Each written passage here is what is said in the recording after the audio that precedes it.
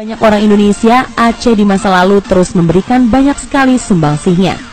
Apa yang mereka lakukan benar-benar berpengaruh bagi bangsa. Sehingga, sama seperti yang sudah diungkapkan sebelumnya, tanpa Aceh, Indonesia mungkin masih terlunta-lunta dalam keterpurukan.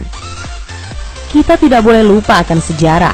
Tidak juga sombong dengan tidak mengakui peran saudara senegara lain yang memang sangat nyata.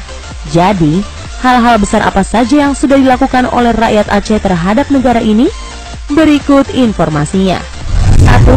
Aceh jadi donatur Indonesia di masa perjuangan.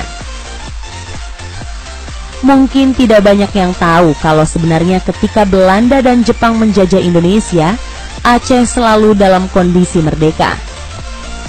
Ya, rakyat Aceh berjuang gigih sehingga penjajahan tidak sampai kepada tanah mereka. Alhasil, orang-orang Aceh makmur secara ekonomi karena tidak terjerat sistem kolonial. Sebenarnya mereka bisa memilih untuk tidak peduli. Namun, terlahir di tanah Indonesia, orang-orang Aceh merasa punya kewajiban moral untuk membantu saudara sebangsa. Akhirnya mengalirlah bantuan-bantuan dana dari orang-orang Aceh kepada Indonesia. Bantuan ini pun dipakai untuk operasional pemerintah Indonesia. Salah satunya untuk membiayai Haji Agus Salim agar bisa mengikuti konferensi Asia di New Delhi. Tanpa bantuan ini, perjuangan Indonesia untuk mendapatkan kemerdekaan makin susah. 2. Rakyat Aceh patungan lalu belikan Indonesia pesawat. Secara teori Indonesia memang kaya, tapi di masa perjuangan mengelola sumber daya alam nyaris jadi hal yang tidak mungkin dilakukan. Selain terkendala modal, alat dan lain sebagainya, fokusnya saat itu adalah berjuang. Lalu, kemana Indonesia mencari bantuan yang bisa instan dan langsung? Ya Aceh. Aceh seakan menjadi donatur tetapnya Indonesia. Ketika bangsa ini butuh dibantu, mereka siap. Faktanya, mayoritas sumbangan dana yang diberikan oleh Aceh kepada Indonesia berasal dari patungan rakyat.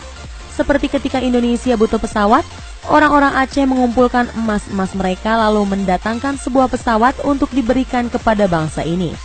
Ada 2 pesawat yang berhasil dibeli dari dana patungan tersebut, dan pesawat ini perannya amat vital bagi perjuangan Indonesia. 3. Aceh juga menyumbang kapal laut.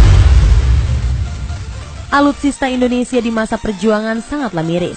Jangankan produksi, dulu para leluhur hanya memunguti dan juga membeli. Walaupun membeli bukanlah pilihan mudah mengingat ekonomi Indonesia tidak bagus, lagi-lagi Aceh memberikan bantuan untuk Indonesia. Kali ini berupa kapal laut dengan kode PPB-58LB. Kapal ini pun pengaruhnya sangat besar bagi bangsa. Dulu, ia dikemudikan oleh seorang laksamana muda bernama John Lee. Di tangannya, kapal ini berguna banyak, terutama perannya dalam mendistribusikan senjata-senjata. Seandainya Aceh pelit dan berbuah tidak adanya kapal ini, maka perjuangan Indonesia akan berlipat-lipat susahnya. 4. Peran penting radio rimba raya. Dulu, media untuk menyebarkan semangat perjuangan sangat terbatas. Lewat tulisan-tulisan juga sama sekali susah, lantaran distribusinya pasti diawasi penjajah serta tulisannya akan banyak dipelintir.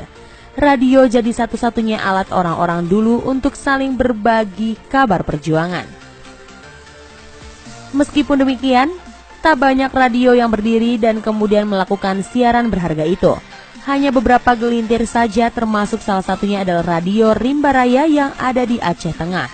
Peran radio ini benar-benar vital. Para penyiarnya selalu tak henti-hentinya memberikan informasi penting tentang perjuangan bangsa.